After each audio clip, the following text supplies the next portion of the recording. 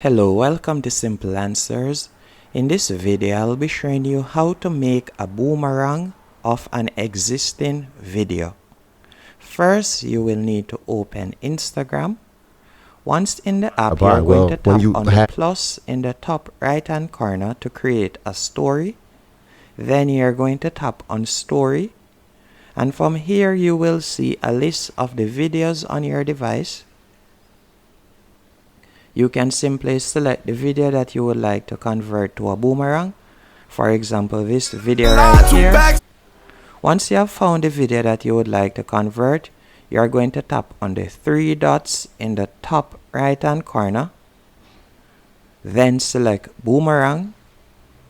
Now you are going to drag the slider to the section of the video that you would like to turn into a boomerang. Then you are going to tap on apply. Now you'll tap on done in the top right hand corner.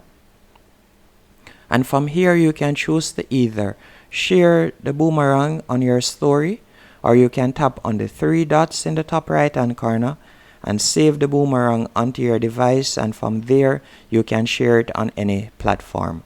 Hope you found this video helpful and informative.